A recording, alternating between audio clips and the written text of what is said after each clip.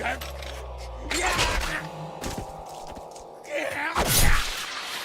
ស្តីគ្នាយើងថ្ងៃនេះចេញមកឡើងទៀតហើយដោយនៅក្នុងថ្ងៃនេះដែរខ្ញុំនឹងលើកយករឿងមួយដែលគេនិយាយពីសត្វចម្លែកមួយក្បាលដែលត្រូវបានប្រត់ប្រាស់ពីក្រុមគ្រួសាររបស់គេដោយពួកមនុស្សអាក្រក់ហើយកូនសត្វចម្លែកមួយនោះក៏ត្រូវបានជាប់កប់នៅក្នុងដីអស់រយៈពេល200ឆ្នាំរហូតមកដល់សម័យទំនើបហើយបើចង់ដឹងថាសាច់រឿងមួយនេះវាកំសត់ដូចរឿងជប៉ុនក្នុង Google ជ្រុំប៉ុណ្ណាកុំភ្លេចតាមដានទស្សនាឲ្យដល់ចប់មុននឹងចូលដល់សាច់រឿងកុំភ្លេចគ្នាយើងជួយចុច like និង subscribe ដើម្បីទទួលបានវីដេអូថ្មីៗនៅ 3-4 ឆ្នាំទៀតនៅដើមសាច់រឿងយើងដំបូងបង្ហាញឲ្យឃើញមានសត្វចម្លែកពីរនាក់ឪពុកកូននឹងកំពុងតែអង្គុយសង្កត់សង្កោចនៅតំបន់វាលភក់មួយខណៈពេលនឹងដែរកូនប្រុសនឹងក៏បានសួរទៅកាន់ឪពុករបស់គេថាសត្វនាគនៅលើមេឃនឹងគួរឲ្យខ្លាចឯអត់ឪពុកនឹងក៏បានឆ្លើយតបទៅវិញថាសត្វនាគនឹងគឺពិតជាគួរឲ្យខ្លាចពិតមែនក៏ប៉ុន្តែសត្វនាគគឺជាសត្វនៃព្រះសប្បុរសគាត់ក៏បានបន្តនិយាយទៀតថាបើសិនជាយើងមិនទៅបៀតបៀនគេឬប៉ះពាល់គេក៏មិនមកប៉ះពាល់យើងវិញដែរក៏ប៉ុន្តែផ្ទុយទៅវិញសត្វនាគពិតជាគួរឲ្យខ្លាចតែអីដែលគួរឲ្យខ្លាចជាងសត្វនាគទៅទៀតនោះគឺចិត្តមនុស្សនឹងត្មងនិយាយមកដល់ចំណុចនេះឪពុកកូនសត្វចម្លែកពីរនាក់នឹងក៏បានសម្លឹងឃើញពន្លឺភ្លើងគោមភ្លឺលើមដើរសម្ដៅមកកាន់ពួកគេឪពុកនោះក៏បានប្រាប់កូនប្រុសនឹងឲ្យទៅលាក់ខ្លួននៅក្នុងគុម្ពស្មៅទើបឲ្យគាត់នឹងចូលទៅនិយាយចរចាជាមួយនឹងពួកមនុស្សកូនប្រុសនោះថាបដិសេធថាមិនចង់ចូលទៅពួនចោលឪពុករបស់ខ្លួនទេចង់ទៅតាមឪពុករបស់ខ្លួនដែរក្រែងលោបានជួយអីខ្លះចឹងទៅក៏ប៉ុន្តែឪពុកដេញកូនថាកុំរឹងពេកឲ្យចូលទៅពួនសិនទៅចាំពេលគាត់ហៅចាំចេញមកហើយយកត្រីមកផងកូននេះមិនដឹងជាក្បាលរឹងដល់ឪពុកឲ្យមិនកើតទេមានតែយល់ព្រមតាមពាក្យឪពុករបស់ខ្លួនផ្ដាំចឹងទៅគេក៏បានចូលទៅពួននៅក្នុងគុម្ពស្មៅមុននឹងឪពុកដើរចាកចេញទៅកូននឹងក៏បានប្រាប់ឪពុកថាឲ្យប្រយ័ត្នខ្លួនផងព្រោះថានៅយប់នឹងដូចជាមិនសូវល្អទេ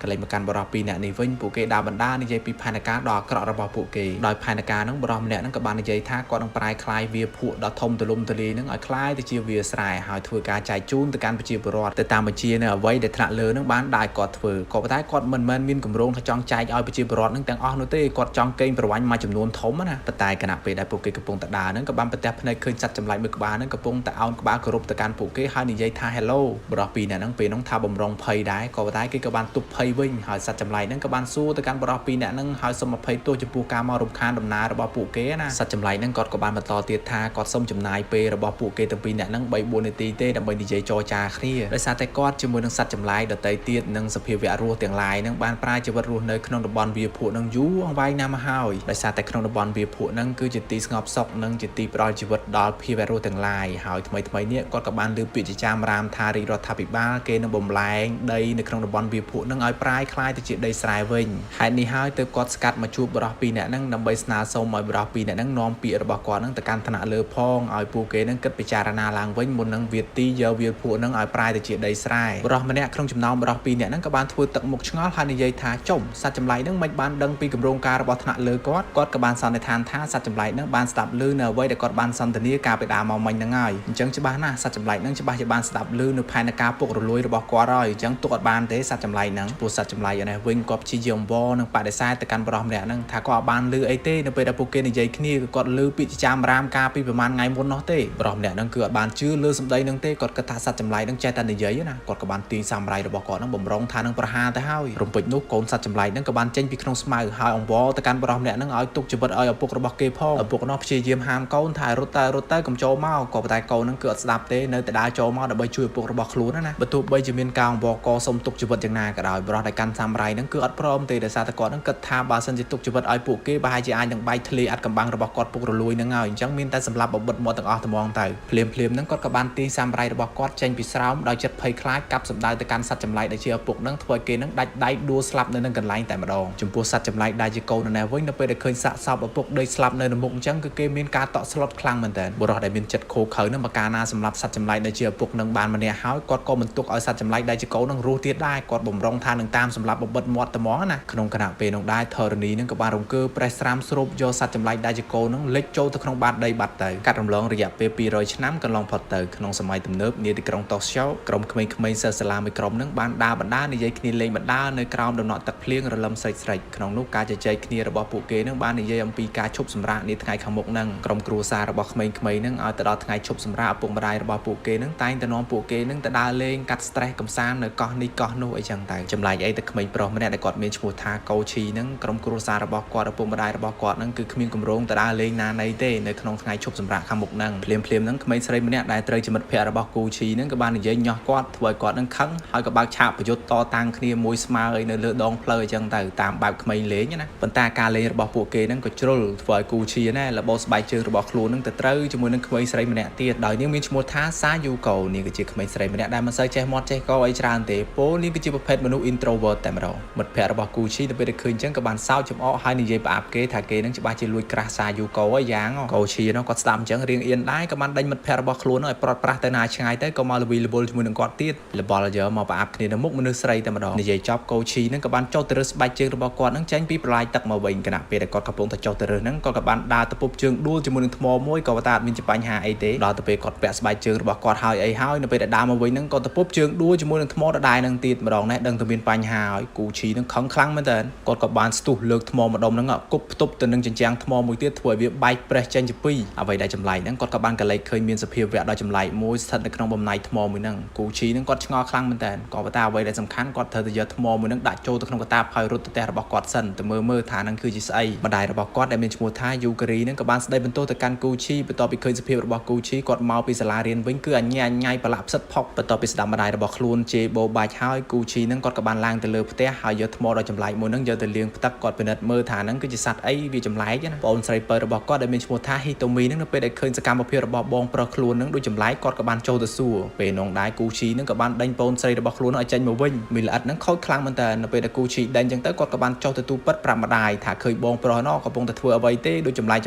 អ្នកស្រី Yukari នេះក៏បានឡើងទៅសួរកូនប្រុសរបស់ខ្លួនពេលនងដែរ Gucci ហ្នឹងក៏បាននិយាយការពិតថាគាត់កំពុងតែដោះខាត់ថ្មដែលមិនធម្មតានេះម្ដាយនោះក៏និយាយថាគ្រាន់តែដោះខាត់ថ្មប៉ុណ្ណឹងសោះចាំបាច់ដេញប្អូនឲ្យចុះទៅក្រោមធ្វើអី Gucci ហ្នឹងក៏បាននិយាយតបថាដោយសារតែ Hitomi ហ្នឹងសួរគាត់ច្រើនពេកអញ្ចឹងទៅគាត់ខ្លាចអញ្ញាញ៉ៃច្រើនក៏បានដេញចុះទៅក្រោមទៅ Hitomi នេះក៏តបទៅកាន់បងប្រុសរបស់ខ្លួនថាមកចោលបងគេបាញ់សួនតិចក៏មិនបានមួយសន្ទុះក្រោយមកថ្មដែល Gucci កំពុងតែដោះខាត់ហ្នឹងក៏បានចេញរូបចេញរាងចេញជើងចេញដៃបតាទៅណាម្ដាយកូនប្រមាណអ្នកហ្នឹងក៏គាត់មានការផិតភ័យខ្លាំងមែនតើនៅពេលដែលឃើញសត្វចម្លែកមួយក្បាលហ្នឹងកំពុងតែមានជីវិតរស់ឡើងវិញអ្វីដែលគួរឲ្យចង់សោចនៅពេលដែលសត្វចម្លែកហ្នឹងដឹងខ្លួនមកវាក៏បានភោះទឹកដាក់ Hitomi ឡើងពេញមុខតែម្ដងធ្វើឲ្យនាងខឹងខ្លាំងមែនតើ Gucci គាត់ក៏បានយករឿងហ្នឹងប្រាប់ទៅកាន់ឪពុករបស់ខ្លួនថាគាត់បានរើសសត្វចម្លែកហ្នឹងមកពីកន្លែងតំបន់គេបហូរទឹកឯណោះ Gucci ហ្នឹងគាត់និយាយប្រាប់ឪពុករបស់គាត់ថាសត្វចម្លែកហ្នឹងគឺគួរឲ្យស្រឡាញ់ខ្លាំងមែនតើជាពិសេសនៅពេលដែលគាត់ដាក់វាចូលទៅក្នុងទឹកទៅមាឌរបស់វាហ្នឹងក៏រីកធំប៉ុន្តែនៅពេលដែលគាត់ដកវាចេញពីក្នុងទឹកមកវិញមាឌរបស់វាហ្នឹងក៏រួមទូចទៅវិញទៅសោកខ្ជូតខ្លាំងមែនតើពេលដែលឪពុកកូនពីរនាក់ហ្នឹងកំពុងតែជជែកគ្នាហ្នឹងគាត់ក៏បានឮសំឡេងសត្វចម្លែកហ្នឹងស្រែកថាខោអីចឹងទៅធ្វើឲ្យពួកគាត់ទាំងពីរនាក់ហ្នឹងក៏បានសម្រេចចិត្តថា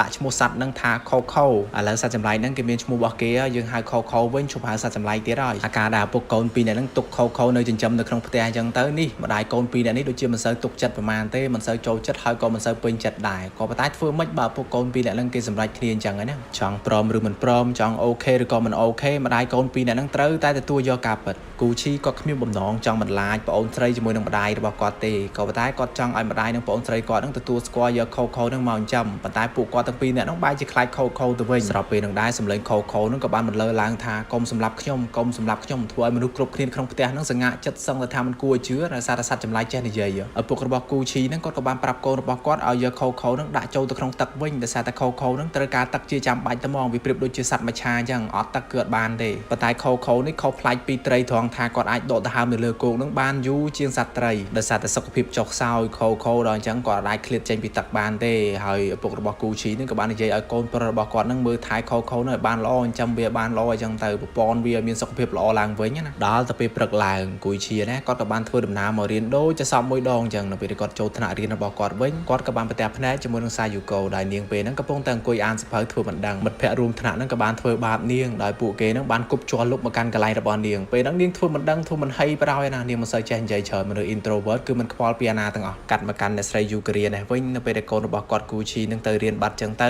ភារកិច្ចដែលមើលថែខោហ្នឹងគឺធ្លាក់មកលើគាត់នឹងឯងធ្វើមហោបដាហ្នឹងគាត់លូបដាមកចោលកូនគីបាញ់ប្រាប់ថាកុំឲ្យចិញ្ចឹមសត្វហ្នឹងនៅតែចិញ្ចឹមចុងក្រោយពិបាកធ្លាក់តែមកលើឯងបល់យោនៅពេលថ្ងៃត្រង់អ្នកស្រី Yukari ហ្នឹងគាត់ក៏បានយកម្ហូបអាហារមកឲ្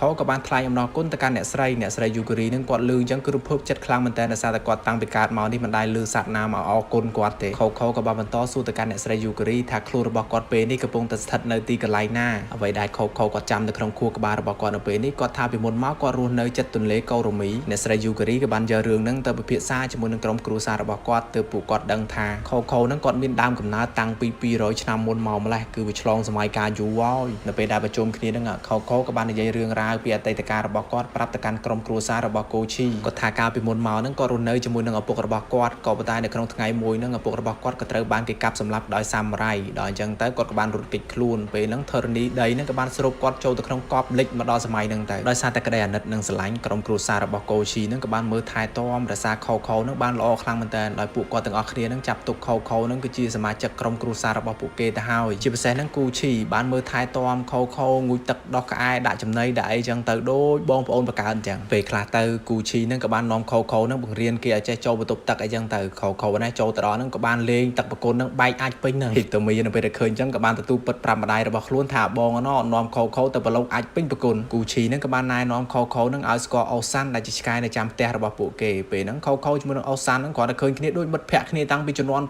80លានឆ្នាំមុនចឹងទៅដល់ចាប់បឺតមាត់គ្នាលិតគ្នាថើបគ្នាលោបគ្នាពេញនឹងដូចអ្នកស្គាល់គ្នាតាំងពីយូរលង់ណាស់មកហើយចឹងដល់កាត់ចូលមកដល់ពេលយប់ខោខោនឹងគាត់ក៏បានទៅដេកជាមួយនឹងគូឈីដល់ពេលព្រឹកឡើងគាត់ក៏បានថ្លែងអំណរគុណទៅកាន់ក្រុមគ្រួសារទាំងមូលនឹងថាគាត់ពិតជាអរគុណខ្លាំងមែនទែនដែលក្រុមគ្រួសារនឹងបានជួយជីវិតរបស់គាត់ហើយខោខោនឹងក៏បន្តនិយាយទៀតថាគាត់ត្រូវត្រឡប់ទៅកាន់តំបន់វាភុរីយូជីនរបស់ពួកគាត់វិញហើយដោយសារតែសត្វចម្លែកដូចជាគាត់នេះគឺមិនអាចរស់នៅជាមួយនឹងមនុស្សបានយូរទេឪពុករបស់គាត់បាននិយាយប្រាប់គាត់អញ្ចឹងលឺអញ្ចឹងគូឈីជាមួយនឹងឪពុករបស់គេនឹងក៏បានទៅហាមឃាត់ខោខោថាពេលហ្នឹងក៏មកចាក់ចេញទៅក្រៅអីដោយសារតែពិភពលោកខាងក្រៅហ្នឹងគឺប្រែប្រួលច្រើនណាអ្នកស្រីយូគ្រីនឹងក៏បានជួយនិយាយទៅកាន់ក្រុមគ្រួសាររបស់គាត់ដើម្បីហាមឃាត់ទៅកាន់ខោខោកុំឲ្យគេនឹងចាក់ចេញទៅក្រៅដោយគាត់នឹងបាននិយាយកុហកទៅកាន់ខោខោថានៅពិភពលោកខាងក្រៅហ្នឹងគឺសែនគ្រោះថ្នាក់ខ្លាំងណាស់ជាពិសេសហ្នឹងក្រុមពួកសាមរ៉ៃនឹងត្មងខោខោនេះគ្រាន់តែឮថាក្រុមសាមរ៉ៃគាត់ភ័យខ្លាំងមែនតើដោយសារតែឪពុករបស់គាត់ពីមុនធ្លាប់ស្លាប់ក្រោមដាវសាមរ៉ៃដល់អញ្ចឹងគាត់ក៏បានយល់ព្រមជាមួយនឹងក្រុមគ្រួសារហ្នឹងដោយគាត់ព្រមស្នាក់នៅក្រុមគ្រួសារហ្នឹងមួយរយៈពេលសិនគូឈីហ្នឹងក៏បាននាំខោខោហ្នឹងមកងូតទឹកសមាតកាយានៅពេលហ្នឹងគាត់ក៏បានឆ្លៀតសួរទៅកាន់ខោខោថាឈ្មោះពិតរបស់គេហ្នឹងឈ្មោះអីដែរខោខោហ្នឹងក៏តបទៅវិញថាដោយសារតែគាត់ហ្នឹងកប់ក្នុងដីយូរខ្លាំងពេកដល់អញ្ចឹងភ្លេចឈ្មោះពិតរបស់ខ្លួនឯងមិនដឹងជាឈ្មោះអាចអចែមណាកាត់ចូលមកកាន់អ្នកស្រីយូគ្រានេះវិញនៅពេលដែលគាត់ត្រឡប់មកពីផ្សារមកពីទិញម្ហូបវិញគាត់ក៏បានដកដង្ហើមធំហើយនិយាយម្នាក់ឯងថាចំណីអាហារឥឡូវគឺឡើងថ្លៃខ្លាំងមែនតើហើយជីវភាពគ្រួសាររបស់គាត់ហ្នឹងគឺអត់ធូរធារទៀតហើយណាមួយក៏ត្រូវចំណាយថ្លៃសាលាកូនផងនិងចំណាយកបិចកបុកក្នុងក្រុមគ្រួសារត្រូវមើលថែទាំខោខោទៀតអញ្ចឹងត្រូវចំណាយច្រើនណាឆ្លៀតពេលហ្នឹងអ្នកស្រីយូគ្រីហ្នឹងក៏បានទៅទទួលកូនស្រីរបស់គាត់ហ៊ីតូមីហ្នឹងមកពីសាលាវិញហើយមីលអ៊ីតហ៊ីតូមីហ្នឹងនៅពេលដែលគាត់មកពីសាលាវិញគាត់កាន់ជាមួយនឹងប្រអប់មួយដោយក្នុងនោះមានតែដោយខ្យងដោយខាងសាលាហ្នឹងគេបានឲ្យគាត់ហ្នឹងយកមកចិញ្ចឹមមកមកដល់ផ្ទះហ្នឹងគាត់ក៏បានឆ្លៀតរើរឿងទៅកាន់ខោខោដោយសារតែហ៊ីតូមីហ្នឹងមិនសូវចូលចិត្តខោខោហ្នឹងប្រហែលទេនៅពេលដែលហ៊ីតូមីហ្នឹងគាត់បើកមើលខ្យងរបស់គាត់ហ្នឹងខោខោហ្នឹងក៏បានឆ្លៀតសួរថាហ្នឹងគេហៅសត្វស្អីគេហ៊ីតូមីហ្នឹងក៏បានឆ្លើយឌឺទៅកាន់ខោខោថាហ្នឹងគេហៅថាខ្យងល្ងងដល់ទៅពេលម្ដាយរបស់ហ៊ីតូមីលឺគាត់ក៏បាននិយាយថាគួរតែដាក់ឈ្មោះអាខ្យងពីរហ្នឹងថាម៉ៃម៉ៃអីចឹងទៅដើម្បីព្រោះស្ដាប់ហ៊ីតូមីក៏អត់យល់ស្របជាមួយនឹងម្ដាយរបស់គាត់ទេគាត់ចង់ដាក់ឈ្មោះខ្យងរបស់គាត់ហ្នឹងថា Jenny និង Rose Blackpink អីចឹងទៅបានពីរោះស្ដាប់ជាងពីអ្នកម្ដាយកូនហ្នឹងកំពុងតែនិយាយបោបាច់ហ្នឹងស្រាប់តែណខោខោហ្នឹងក៏បានយកខ្យងរបស់ហ៊ីតូមីហ្នឹងយកមកបរិភោគហ៊ីតូមីនៅពេលឃើញចឹងគាត់កាន់ទៅខឹងទៅកាន់ខោខោមិនគួរណាខោខោធ្វើចរិតថោកទាបបែបហ្នឹងសោះដោយយកខ្យងរបស់គាត់ដែលមានឈ្មោះថា Jenny Blackpink ហ្នឹងយកទៅបរិភោគយ៉ាងឆ្ងាញ់ពិសាតែម្ដងហ៊ីតូមីហ្នឹងក៏បានរត់ទៅចិត្តម្ដាយរបស់នាងហើយទូពិតថាម៉ែឯងមើលមួយចរិតវាធ្វើកាត់ចូលមកដល់ពេលយប់ហ៊ីតូមីហ្នឹងខឹងខោខោទៀតហើយដោយសារតែបងប្រុសជាមួយនឹងឪពុករបស់ខ្លួនហ្នឹងបានយកកៅអីភី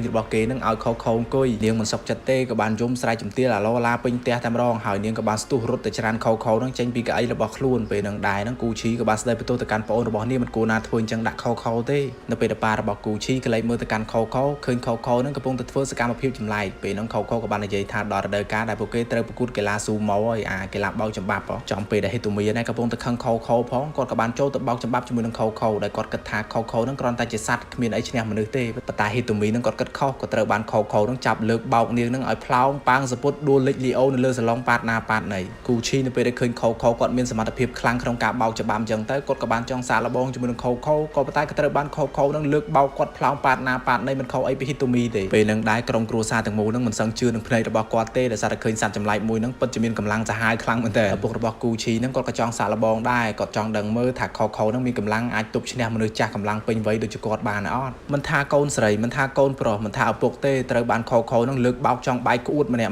់មកកំពូចក្រុមគ្រួសារហ្នឹងគ្មានបណ្ណាគេមានគីឡូបោកច្បាប់ឈ្នះខោខោទេនៅតែអ្នកស្រីយូគ្រីនោះមួយទេដែលគាត់ហ៊ានចូលប្រកួតគាត់ខ្លាចបាយក្អួតដូចប្តីជាមួយនឹងកូនរបស់គាត់កាត់ចូលមកដល់ពេលយប់វិញនៅពេលដែលអ្នកនៅក្នុងក្រុមគ្រួសារហ្នឹងគាត់សម្រានលងលក់អស់ទៅឆ្លៀតក្នុងឱកាសហ្នឹងខោខោក៏បានលួចលើបចេញមកខាងក្រៅពេលហ្នឹងគាត់ក៏បានជួបប្រទះជាមួយនឹងអសានដែលជាឆ្កែដ៏គួរឲ្យស្រឡាញ់របស់គួយឈីពួកគេទាំងពីរអ្នកហ្នឹងគឺអាចនិយាយប្រស្រ័យតាក់ទងគ្នាបានដោយមិនចាំបាច់ហើបមាត់ទេដោយពួកគេនិយាយនៅក្នុងចិត្តហើយនឹងចិត្តខោខោក៏បាននិយាយប្រាប់ទៅកាន់អសានថាគាត់ចង់ដើរលេងមួយផ្លែដោយសារតែយប់ហ្នឹងមេតិចអាលឹមប្រយអញ្ចឹងដើរទៅតិចគូតខ្លាំងណាស់ពេលហ្នឹងដែរអសានហ្នឹងក៏បានតបទៅវិញថាដើរក៏ដើរចោះប៉ុន្តែត្រូវប្រយ័ត្នប្រយែងកុំឲ្យមនុស្សប្រទះភ្នែកឃើញខោខោក៏បបួលអសានហ្នឹងដើរលេងជាមួយគ្នាដែរក៏ប៉ុន្តែអសានហ្នឹងប្រកាយថាគាត់ហ្នឹងទៅអត់បានទេដោយសារតែគាត់មានភារកិច្ចនៅមើលថែផ្ទះអត់បោបាច់អីច្រើនទេខោខោក៏បានដើរចាក់ចេញមកហើយគេធ្វើការដើរលេងយ៉ាងសប្បាយងូតទឹកភ្លៀងយ៉ាងមានក្តីសុខអត់មានខ្វល់ពីបញ្ហាអី100 ស្របពេលនឹងដែរក៏មានបរិសុទ្ធស្ត្រី2នាក់ហ្នឹងបានត្រឡប់មកពីមើលកុនវិញពេលហ្នឹងស្ត្រីម្នាក់ហ្នឹងក៏បានលោល្ងើថានៅក្នុងខ្សែភាពយន្តដែលពួកគេបានមើលហ្នឹងគឺពិតជាគួរឲ្យខ្លាចខ្លាំងមែនតើបរិសុទ្ធដែលជាសង្សារហ្នឹងក៏បាននិយាយលួងលោមទៅកាន់មិត្តស្រីរបស់ខ្លួនថាមិនអីទេអានោះវាគ្រាន់តែជាខ្សែភាពយន្តទេហើយបើសិនជារឿងរ៉ាវដ៏គួរឲ្យខ្លាចនៅក្នុងខ្សែភាពយន្តហ្នឹងវាបានកើតឡើងនៅក្នុងជីវិតពិតរបស់នាងអញ្ចឹងទុកឲ្យកូនប្រុសដើមទ្រូង5ហាត់ដូចជាគាត់ហ្នឹងយកជីវិតមកការពារនិយាយមកដល់ចំណុចនេះគូសង្សារ2នាក់ហ្នឹងក៏បានដើរប្រទះភ្នែកជាមួយនឹងសត្វចម្លែកមួយក្បាលកំពុងតែងូតទឹកហ្នឹងគឺខោរបស់យើងនៅពេលដែលឃើញអញ្ចឹងពួកគេទាំងពីរនាក់ហ្នឹងក៏បានភ័យចំណាយម្ចាយខាងស្រីនោះភ័យមកជុំទេងុំមកខាងប្រុសណាភ័យហាមាត់ឡើងប៉ិនប្រហោងទ្វារខោណានៅពេលដែលឃើញពួកមនុស្សមើលឃើញគាត់អញ្ចឹងទៅមិនមកអង្គយូរទេគាត់ក៏បានដាក់មេប្រុចរត់យកទៅព្រះអាយុទៅចំណានទឹកខាងប្រុសនោះនៅពេលដែលឃើញសត្វចម្លែកអញ្ចឹងក៏ស្ទុះរត់ចោលសង្សារខ្លួនបាត់ទៅខ្ញុំសង្ស័យតែគូស្នេហ៍2នាក់ហ្នឹងដល់ផ្ទះសួរអាយ៉ាគ្នាហើយមើលទៅពេលមួយហ្នឹងអ្នកចិត្តខាងរបស់អ្នកស្រីយូគ្រីហ្នឹងបានសួរគាត់ថាគាត់ហ្នឹងពិតជាបានយកសត្វចម្លែកមកចិញ្ចឹមនៅក្នុងផ្ទះរាល់ថ្ងៃហ្នឹងពិតមែនទេអត់អ្នកស្រីយូគ្រីលឺអញ្ចឹងគាត់ក៏បានធ្វើពើដូចជាមិនដឹងរឿងណាគាត់សួរទៅកាន់អ្នកចិត្តខាងរបស់គាត់ថាតើដឹងដំណឹងហ្នឹងមកពីណាគេអ្នកប្រាប់អ្នកចិត្តខាងហ្នឹងក៏បាននិយាយថានេះកូនស្រីខ្ញុំប្រាប់ព្រោះកូនស្រីខ្ញុំហ្នឹងមិត្តភក្តិកូនស្រីរបស់ចាឯងហ្នឹងណាហេតូមីហ្នឹងក៏បានប្រាប់កូនស្រីខ្ញុំរឿងហ្នឹងអញ្ចឹងហេតូមីនោះមានណាខ្លាចម្ដាយស្ដីបន្ទោះអារឿងខ្លួនមាត់ដាចអញ្ចឹងក៏បានរត់ដាក់មេប្រុចត្មងទៅមុនពេលដេកអ្នកស្រីយូការីគាត់ក៏បានគិតម្នាក់ឯងថារឿងរ៉ាវដែលគាត់លាក់ទុកខោនៅក្នុងផ្ទះហ្នឹងប្រហែលជាមិនអាចលាក់បាំងជារៀងរហូតទេអាចនឹងមានថ្ងៃណាមួយមនុស្សគ្រប់គ្នានឹងដឹងរឿងហ្នឹងជាមិនខានទេគាត់ក៏គ្រោងនឹងយករឿងហ្នឹងមកពិភាក្សាជាមួយនឹងប្តីរបស់គាត់ថាពួកយើងគួរតែធ្វើអ្វីមួយចំពោះខោហើយក៏តែមានបានពិភាក្សាគ្នាណាប្តីរបស់គាត់ដេកសមុខដូចខ្មោចងាប់អញ្ចឹងនៅថ្ងៃបន្ទាប់មកនៅពេលដែលគូឈីទៅរៀនហាយទឹកមិត្តភក្តិរបស់គេទាំងប្រមាណអ្នកហ្នឹងក៏បានចម្រិតសួរទៅកាន់គូឈីឲ្យរឿងសត្វចម្លែកដោយពួកគេហ្នឹងបានដឹងពីលើបណ្ដាញអ៊ីនធឺណិតគូឈីហ្នឹងក៏បានប្រកាយទៅកាន់ក្រុមមិត្តភក្តិរបស់គេថាសត្វចម្លែកអីគេក្រុមគ្រួសាររបស់គេហ្នឹងមានបានចិញ្ចឹមសត្វចម្លែកនៅក្នុងផ្ទះណាប៉ុន្តែមិត្តភក្តិរបស់គេប្រមាណអ្នកហ្នឹងគឺអត់ជឿទេហើយពួកគេហ្នឹងចោទទៅកាន់គូឈីថាកុហកពួកគេហើយខឹងគូឈីទៀតចំពោះគូឈីឥឡូវហ្នឹងគាត់ចាប់ផ្ដើមភ័យហើយដោយសារតែមានមនុស្សជាច្រើនកំពុងតែដឹងរឿងពីខោងាកមកកាន់អ្នកស្រីយូគ្រីនេះវិញកំពុងតែចូលតួក្នុងរឿងស្នេហាពេលនោះដែរផ្ទះរបស់គាត់ក៏អង្គើព្រីងប្រងគាត់ក៏ឡើងទៅមើលក៏បានឃើញថាគូឈីជាមួយនឹងខោហ្នឹងកំពុងតែលេងបោកច្បាប់គ្នាគាត់ក៏បានស្ដីឲ្យពីរនាក់ហ្នឹងឈប់លេងចឹងទៅតិចទៀតនឹងបាក់ផ្ទះឥឡូវហើយបន្ទាប់ពីនឹងមកខោក៏បានពឹងឲ្យគូឈីហ្នឹងអានរឿងព្រេងនិទានឲ្យគាត់ស្ដាប់ដោយក្នុងសភៅដែលគេបានអានហ្នឹងគឺនិយាយអំពីតំបន់ព្រេងនិទានសត្វចម្លែកពេលហ្នឹងខោហ្នឹងក៏បានសួរទៅកាន់គូឈីថាតំបន់ហ្នឹងនៅឯណាអានចុះអានឡើងគូឈីហ្នឹងក៏ស្គាល់តំបន់ព្រេងនិទានមួយហ្នឹងដែលសពថ្ងៃហ្នឹងមានភ្ញៀវទេសចរទៅលេងច្រើនខ្លាំងមែនតើខោហ្នឹងក៏បានសុំទៅកាន់គូឈីថាគាត់ហ្នឹងចង់ទៅតំបន់ទីនោះដោយសារតែគាត់ហ្នឹងអាចនឹងរកឃើញតម្រុយផ្ទះរបស់គាត់ឃើញគូឈីហ្នឹងក៏បានយកដំណឹងហ្នឹងប្រាប់ទៅកាន់ឪពុកម្ដាយរបស់ខ្លួនពេលនោះដែរអ្នកស្រីយូការីហ្នឹងក៏បានបដិសេធថាអត់ទេកុំទៅតំបន់ហ្នឹងអីដោយសារតែវាឆ្ងាយខ្លាំងមែនតើតែគូឈីហ្នឹងក៏បាននិយាយបកស្រាយទៅកាន់ម្ដាយរបស់គេវិញថាបើសិនជាគាត់នាំខោទៅកាន់តំបន់ហ្នឹងប្រហែលជាខោអាចរកតម្រុយពីខ្លួនគាត់ឃើញអានេះវាគ្រាន់តែជាការប្រហែលណាហើយអ្នកស្រីយូការីពេលស្ដាប់ឮកូនប្រុសរបស់ខ្លួននិយាយអញ្ចឹងគាត់គិតថាអ៊ីសមស្របហើយប៉ុន្តែអ្នកស្រីយូការីហ្នឹងក៏បាននិយាយទៅកាន់គូឈីថាពួកគាត់ហ្នឹងគឺសុទ្ធតែរវល់ទាំងអស់សូម្បីតែឪពុករបស់គូឈីហ្នឹងក៏ត្រូវទៅធ្វើការហើយចំណាយហេតូមីណគាត់អាពេលថ្ងៃឈប់សម្រាកហ្នឹងគាត់ទៅផ្ទះមិត្តភក្តិរបស់គាត់ទៅធ្វើ homework អីចឹងទៅណារវល់ម្នាក់ទៀតហើយចំពោះអ្នកស្រីយូគ្រីនេះផ្ទាល់ដោយសារតែគាត់ហ្នឹងគឺរវល់មើលថែទាំផ្ទះអញ្ចឹងគ្មានបាននាំខោទៅទេសរុបជារួមមកអ្នកនៅក្នុងផ្ទះហ្នឹងគ្មានបណ្ណាគេតនេទេមានតែគួយឈីហ្នឹងទេនៅថ្ងៃឈប់សម្រាកស្អែកហ្នឹងគឺគាត់ទំនេរអញ្ចឹងមានតែគាត់នឹងឯងអ្នកនាំខោទៅកាន់តំបន់ព្រៃនិទានបិសាចម្ដាយនេះក៏បានដាស់តឿនទៅកាន់គូឈីដែរដោយសារតែតំបន់ហ្នឹងវានៅឆ្ងាយអញ្ចឹងគាត់អត់អាចបណ្ដោយឲ្យគូឈីហ្នឹងទៅម្នាក់ឯងបានទេប៉ុន្តែគូឈីហ្នឹងអត់ព្រមទេដោយសារតែអ្នកនៅក្នុងផ្ទះហ្នឹងគ្មានបណ្ណាទៅជាមួយផងអញ្ចឹងមានតែគាត់នឹងឯងម្នាក់ឯងហ្នឹងទៅជាមួយខោដល់ទៅពេលស្អែកឡើងគូឈីហ្នឹងគេក៏បានលាឪពុកម្ដាយរបស់គេហ្នឹងចាក់ចេញទៅដោយគេហ្នឹងបានធ្វើដំណើរតាមរយៈរថភ្លើងពេលហ្នឹងឪពុកម្ដាយរបស់គេហ្នឹងបារម្ភពីកូនប្រុសដែរក៏ប៉ុន្តែមិនដឹងធ្វើល្មិចទេដោយសារតែកូនរបស់គាត់រឹងខ្លាំងពេកហាមមិនស្ដាប់អញ្ចឹងតែនៅពេលដែលជើងរថភ្លើងធ្វើដំណើរចូលទៅកាន់តំបន់នៃព្រៃនិទានក្នុងសភៅពេលហ្នឹងខោក៏បានមើលទេសភាពពីក្នុងរថភ្លើងទៅឃើញវាស្រែពណ៌ខៀវខ្ចីស្ងាត់តែហ្មងពេលហ្នឹងខោក៏មានអារម្មណ៍ថាហាក់បីដូចជាខ្លួនរបស់គាត់បានត្រឡប់មកកាន់ផ្ទះរបស់គាត់វិញនៅក្នុងតំបន់វាភក់រីយូជីនកាលពីសម័យ200ឆ្នាំមុនសូម្បីតែផ្ទះជាមួយនឹងប៉ាណូឬផ្លាកដែលគេបានបិទហ្នឹងគឺមានរូបដូចខោអញ្ចឹងហាក់បីដូចជាទីហ្នឹងហើយដែលជាតំបន់ខោធ្លាប់រស់នៅគូឈីនៅពេលដែលឃើញអញ្ចឹងគាត់មានអារម្មណ៍ថាពួកគាត់ហ្នឹងគឺមកត្រូវផ្លូវហើយគាត់សប្បាយចិត្តខ្លាំងមែនតើនៅពេលបាននាំខោហ្នឹងមកកាន់កន្លែងដែលគេហ្នឹងធ្លាប់រស់នៅប៉ុន្តែគាត់អត់ប្រកាសចិត្ត 100%ទេថានៅតំបន់ហ្នឹងគឺជាតំបន់វាភក់រីយូជីនកាលពីចំនួន200ឆ្នាំមុនដល់ទៅពេលគេធ្វើដំណើរមកដល់កន្លែងតំបន់សម្បូរទៅដោយភ្ញៀវទេសចរពេលហ្នឹងដែរគេក៏បានឃើញពីអ្នកប្រិយប្រពន្ធជាមួយនឹងបរិសម្នាក់ដែលជាកាយពេលហ្នឹងដែរបរិសម្នាក់ដែលមានវ័យចំណាស់ហ្នឹងក៏បាននិយាយប្រាប់ទៅកាន់ពីអ្នកប្រិយប្រពន្ធនឹងថានៅក្នុងតំបន់ហ្នឹងគឺសម្បូរទៅដោយកាមេរ៉ាបង្កប់កាមេរ៉ាហ្នឹងគេបានបង្កប់គ្រប់ជ្រុងជ្រោយត្មងដើម្បីចាប់យកសកម្មភាពណាមួយដែលចម្លែកជាពិសេសហ្នឹងគឺសត្វចម្លែកនឹងត្មងបើវាបង្ហាញខ្លួនកាមេរ៉ាហ្នឹងនឹងថតសកម្មភាពមួយហ្នឹងបង្ហោះទៅតាមអ៊ីនធឺណិតហើយគាត់ហ្នឹងក៏បន្តនិយាយទៀតថាបើសិនជាជនណាមានសត្វចម្លែកក៏ដូចជាចាប់បានសត្វចម្លែកអីចឹងទៅនឹងទទួលបានរង្វាន់ជាង10លានយ៉េនណាដល់ទៅពេលថ្ងៃរសៀលបន្តិចគូឈីហ្នឹងក៏បានចូលមកកាន់ហាងមួយដើម្បីបរិភោគអាហារពេលថ្ងៃត្រង់ណាក្នុងគណៈពេលហ្នឹង ហ្នឹងគាត់ក៏បានឆ្លៀតសួរទៅកាន់បុគ្គលិកនៅក្នុងហាងហ្នឹងដែរថានៅក្នុងតំបន់មួយហ្នឹងធ្លាប់មានអ្នកចាប់បានសត្វចម្លែកឯអត់ភ្លាមហ្នឹងលោកតាម្នាក់ដែលអង្គុយញ៉ាំបាយពីក្រោយគូឈីហ្នឹងក៏បាននិយាយថាអាឡិតហើយបើសិនជាគាត់ចាប់បានសត្វចម្លែកមែនគាត់នឹងយកសត្វហ្នឹងទៅដូរយកលំពាន់10 លានយ៉េនហើយលោកតាហ្នឹងគាត់ក៏បន្តទៀតថាគាត់ដឹងពីកន្លែងមួយដែលកន្លែងហ្នឹងធ្លាប់មានអ្នកឃើញសត្វចម្លែកហ្នឹងធ្លាប់បង្ហាញខ្លួនអញ្ចឹងគាត់សុំឲ្យគូឈីហ្នឹងបង្ហាញផែនទីឲ្យគាត់មកគាត់គូសផែនទីនៅទីតាំងហ្នឹងឲ្យគូឈីហ្នឹងទៅតំបន់ហ្នឹងទៅស្វែងរកសត្វចម្លែកនៅតំបន់ហ្នឹងទៅគូឈីហ្នឹងក៏អរគុណទៅកាន់លោកតាហ្នឹងខ្លាំងមែនតើហើយគាត់ហ្នឹងក៏បានលាពួកគេហ្នឹងចាក់ចេញទៅកន្លែងដែលលោកតាម្នាក់ហ្នឹងបានគូសផែនទីឲ្យពេលហ្នឹងដែរហ្នឹងថ្ងៃក៏កាន់តែក្តៅណាស់ទៅហើយអញ្ចឹងទៅគាត់ជិះកង់បដាបែកញើសហូរទៅស្រែទៅស្រាក់ទាំងខោទាំងគូឈីអីហ្នឹងគឺត្រូវការទឹកជាចាំបាច់តែហ្មងដល់ទៅពេលដែលពួកគេធ្វើដំណើរមកដល់កន្លែងមួយដែលសម្បូរទៅដោយទឹកអូរស្ទឹងអីចឹងទៅខោនោះក៏បានសុំគូឈីហ្នឹងចុះទៅងូតទឹកចាប់ត្រីលេងយ៉ាងសប្បាយចឹងទៅហើយគូឈីហ្នឹងក៏ចុះទៅងូតទឹកជាមួយនឹងខោពួកគេលេងសប្បាយងូតទឹកជាមួយគ្នាចឹងទៅកាត់ចូលមកដល់ពេលយប់ពួកគេក៏បានធ្វើដំណើរមកដល់ទីកន្លែងដែលជាគោលដៅរបស់ពួកគេអ្វីដែលគូឈីបានមើលឃើញនោះគឺជាផ្ទះសំណាក់អ្វីចំណាស់បុរាណមួយចូលមកដល់ខាងក្នុងអ៊ំប្រុសម្នាក់ដែលជាមេការហ្នឹងក៏បាននាំគូឈីហ្នឹងទៅមើលកន្លែងបន្ទប់ដែលគេហ្នឹងត្រូវស្នាក់នៅពេលហ្នឹងដែរគាត់ក៏បានឆ្លៀតសួរទៅកាន់គូឈីថាគូឈីហ្នឹងជឿទៅលើរឿងសត្វចម្លែកអត់គូឈីហ្នឹងគាត់ជឿហើយព្រោះថាគាត់បានឃើញខោដល់អញ្ចឹងគាត់មិនថាមិនជឿអ៊ំប្រុសហ្នឹងក៏បន្តទៀតថាបើសិនជាគូឈីហ្នឹងនៅពេលដែលគាត់ស្នាក់នៅក្នុងផ្ទះសំណាក់ហ្នឹងបានឃើញជាមួយនឹងវត្តមានរបស់សាសាគីវ៉ារ៉ាឈីបង្ហាញខ្លួនអីចឹងសូមកុំខ្លាចគាត់អីគូឈីនេះឆ្ងល់ក៏បានសួរទៅកាន់អ៊ំហ្នឹងវិញថាសាសាគីវ៉ារ៉ាឈីហ្នឹងគឺជាសត្វចម្លែកមែនអ៊ំម្នាក់ហ្នឹងក៏ឆ្លើយថាគាត់គឺជាសត្វចម្លែកបន្តិចមិនមែនជាសត្វចម្លែកបន្តិចពលគឺជាព្រះដ៏ល្អមួយនៅពេលដែលផ្ទះណាដែលមានវត្តមានគាត់នៅហើយតែងតែនាំសំណាងចូលទៅកាន់ផ្ទះនោះហើយកាត់ចូលមកដល់ពេលយប់ក្រុមភ្ញៀវទាំងឡាយនៅក្នុងផ្ទះសំណាក់ហ្នឹងតែងតែមកហូបបាយជុំគ្នាចឹងណាប្តីប្រពន្ធពីរនាក់នោះក៏បាននិយាយទៅសារទៅកាន់គូឈីថាគេហ្នឹងគឺជាក្មេងឯករាជ្យនិងមានភាពក្លាហានដែលហ៊ានដើរលេងឆ្ងាយតែម្នាក់ឯងគូឈីណាវិញនៅពេលដែលលើចាស់ទៅសារចឹងទៅគាត់អៀនចឹងក៏ខំប្រឹងញ៉ាំខំប្រឹងអីស្រួលអាំងមកបន្ទប់គេងវិញព្រោះថានៅទៀតហ្នឹងចាស់ហ្នឹងបញ្ជោតតរីអាចឥឡូវហ្នឹងដល់ទៅពេលយប់ពេលដែលគូឈីហ្នឹងដេកលងលក់ស្រួលមែនតើពេលហ្នឹងដែរខោហ្នឹងក៏អត់ទាន់ដេកលក់ទេដោយសារតែគាត់ហ្នឹងបានលឺសំឡេងចម្លែកចេញពីខាងក្រៅមកចឹងតែគាត់ក៏បានដើរចេញទៅមើលណាពេលហ្នឹងហើយដែលគាត់បានជួបជាមួយនឹងវត្តមានសាសាគីវ៉ារ៉ាឈីហើយខោក៏បានសួរទៅកាន់សាសាគីថាតើសាសាគីហ្នឹងស្គាល់ពូជអម្បូរសត្វចម្លែកដូចជាគេអត់ពេលហ្នឹងដែរសាសាគីក៏បាននិយាយថាគាត់ស្គាល់ក៏ប៉ុន្តែពូជអម្បូរមួយហ្នឹងគឺត្រូវបាត់បង់យូរហើយជាង100ឆ្នាំមកហើយក្នុងរយៈពេល100ឆ្នាំចុងក្រោយមកនេះស៊ីសាគីក៏អត់ដែរឃើញជាមួយនឹងពូជអម្បូរខោរស់នៅលើផែនដីនេះទៀតទេហើយគាត់ក៏មិនដឹងថាពូជអម្បូររបស់ខោហ្នឹងទៅរស់នៅទីណាដែរខោគាត់លឺអញ្ចឹងគាត់ដឹងយ៉ាងច្បាស់ត្មងថាពូជអម្បូររបស់គាត់នៅពេលនេះគឺបានដាច់ពូជអស់ទៅហើយនៅសល់តែគាត់ម្នាក់ទេអញ្ចឹងធ្វើឲ្យគាត់នឹងមានការសែតជាខ្លាំងប៉ុន្តែគាត់ក៏បានដេកលងលក់ដល់ស្ងប់ចិត្តវិញដោយសារតែគាត់នឹងបានលឺសំឡេងច្រៀងបំពេរបស់សាសាគីព្រឹកឡើងនៅពេលដែលគូឈីជាមួយនឹងខោបានចាក់ចេញពីផ្ទះសំណាក់ពេលនោះដែរខោក៏បាននិយាយរៀបរាប់ប្រាប់រឿងរ៉ាវទាំងអម្បាលម៉ានដែលគាត់បានជួបជាមួយនឹងសាសាគីហើយនិយាយប្រាប់ទៅកាន់គូឈីលឺអញ្ចឹងក៏បានតបទៅកាន់ខ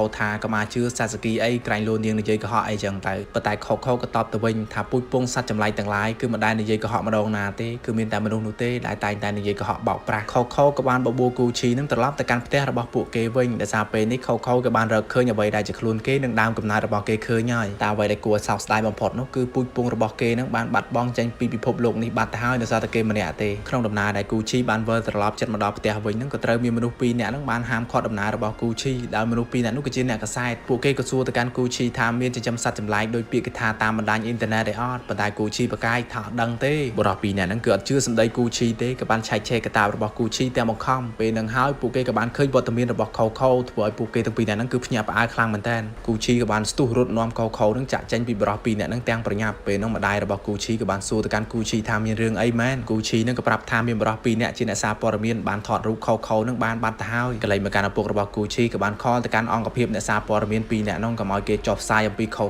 ប៉ុន្តែវាយឺតពេលទៅហើយមនុស្សពេញទីក្រុងតូស្យូហ្នឹងគឺបានដឹងដំណឹងថាក្រុមគ្រួសាររបស់គាត់បានចិញ្ចឹមខោមិនយូរទេអ្នកកសែតជាមួយនឹងមនុស្សម្នាទាំងឡាយហ្នឹងក៏បានមករុំព័ទ្ធផ្ទះរបស់គូឈីដោយពួកគេនឹងចង់ដឹងនិងឃើញរូបរាងរបស់ខោហើយនៅពេលហ្នឹងដែរស្ថានីយទូរទស្សន៍ព័ត៌មានប្រចាំនៅទីក្រុងតូស្យូហ្នឹងបានធ្វើការកោះហៅក្រុមគ្រួសាររបស់គូឈីហ្នឹងឲ្យទៅធ្វើបទសម្ភាសន៍និយាយអំពីខោដោយសារតែអាចកំបាំងគឺលាក់មិនចិត្តទេមនុស្សគ្រប់គ្នានៅក្នុងទីក្រុងតូស្យូទាំងមូលហ្នឹងគឺបានដឹងអស់ហើយថានៅក្នុងផ្ទះរបស់គាត់ហ្នឹងគឺមានចិញ្ចឹមសត្វចម្លែកដល់អញ្ចឹងទៅគាត់ក៏សម្រេចចិត្តថាសួរខោថាហ៊ានបង្ហាញខ្លួនឯអត់ខោក៏ឆ្លើយថាយល់ព្រមហើយពួកគេទាំងក្រុមគ្រួសារហ្នឹងក៏ធ្វើដំណើរទៅកាន់ស្ថានីយទូរទស្សន៍ដើម្បីផ្ដល់កិច្ចសម្ភាសន៍ពីដំបូងការសម្ភាសន៍មើលទៅរលូនហើយនឹងមានភាពសប្បាយខ្លាំងមែនទែនក៏ប៉ុន្តែបន្ទាប់ពីពិធីករបង្ហាញវត្តមានបរិសុទ្ធវ័យចំណាស់ម្នាក់ដែលគាត់មានឈ្មោះថាស៊ូមីអូធ្វើឲ្យមនុស្សគ្រប់គ្នានៅអង្គពិធីទាំងមូលហ្នឹងចាប់ផ្ដើមងឿងឆ្ងល់ខ្លាំងមែនទែនដោយសារតែបរិសុទ្ធវ័យចំណាស់ម្នាក់នោះគាត់គឺជាអ្នកសិក្សាស្រាវជ្រាវទៅលើសត្វចម្លែកហើយគាត់គឺជាអ្នកជឿជាក់ទៅលើរឿងសត្វចម្លែកហ្នឹងថាមាននៅក្នុងលោកហ្នឹងគឺពិតប្រាកដមែនដោយសារតែគាត់ហ្នឹងមានភស្តុតាងយកមកសម្អាងខោនៅពេលដែលបានឃើញមុខបរិសុទ្ធវ័យចំណាស់ម្នាក់ហ្នឹងគាត់ក៏ ចាប់ផ្ដើមតម្លាក់ទឹកមុខចុះដោយសារអីបរិះវ័យចំណាស់ម្នាក់ហ្នឹងគឺមុខដូចទៅនឹងបរិះម្នាក់ដែលមានចិត្តអាក្រក់បានសម្លាប់ឪពុករបស់គាត់ហ្នឹងកាលពី200ឆ្នាំមុនពិធីករនោះក៏បានសួរទៅកាន់បរិះវ័យចំណាស់ម្នាក់ហ្នឹងថាតើគាត់ហ្នឹងមានផុសតាំងអីយកមកសម្អាងដែលគាត់ជឿជាក់ថានៅក្នុងលោកហ្នឹងគឺពិតជាមានសត្វចម្លែកមែនលោកសូមីអូហ្នឹងក៏បាននិយាយប្រាប់ពីជីវប្រវត្តិរបស់ក្រុមគ្រួសាររបស់គាត់ថា200ឆ្នាំមុនហ្នឹងគឺដូនតារបស់គាត់ធ្លាប់ធ្វើការកាប់សម្លាប់ទៅកាន់សត្វចម្លែកមួយក្បាលហើយធ្វើឲ្យវាហ្នឹងដាច់ដៃហើយដៃរបស់វាបានបន្សល់ទុកមកដល់សពថ្ងៃហ្នឹង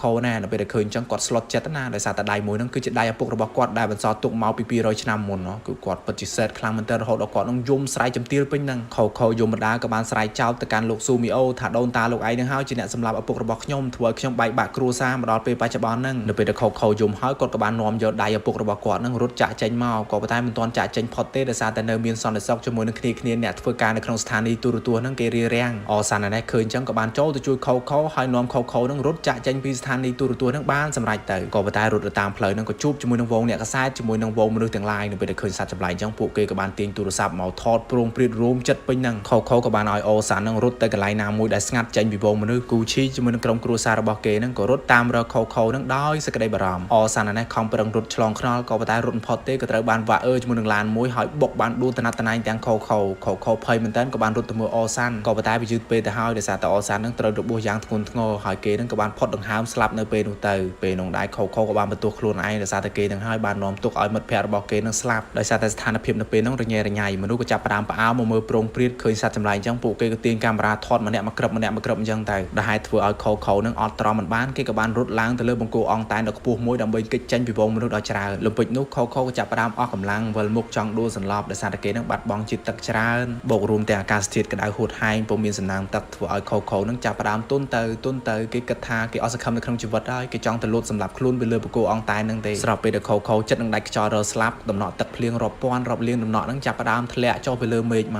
កមនុស្សគ្រប់គ្នាសឹងតែមិនជឿនឹងភ្នែករបស់ពួកគេតែហ្មងដោយសារតែពួកគេបានឃើញជាមួយនឹងស្ដេចនាគបានហោះលឹមប៉ំជាមួយនឹងពពកខ្មៅខូនៅពេលនេះគេចាប់ផ្ដើមមានជីវិតជីវ៉ារស់ឡើងវិញហើយដោយសារតែដំណក់ទឹកភ្លៀងរាប់លានដំណក់នឹងធ្វើឲ្យគេនឹងចាប់ផ្ដើមមានកម្លាំងក្រុមជួយសង្គ្រោះដែលក្រុមគ្រួសាររបស់គូឈីបានហៅឲ្យជួយខូនឹងក៏បានរំដោះខូនឹងបានដោយជោគជ័យហើយអ្វីដែលគួរឲ្យសោកស្ដាយបំផុតនឹងក្នុងក្រុមគ្រួសាររបស់គូឈីនឹងគឺត្រូវបាត់បង់សមាជិកម្នាក់ដែលជាឆ្កែនោះគឺអូសានប្រហែលថ្ងៃក្រោយមកនឹងវងអ្នកកសែតនៅតែបន្តទៅរុំព័ទ្ធផ្ទះរបស់គូឈីទៀតដោយសារតែពួកគេចង់ដឹងដំណឹងពីខូ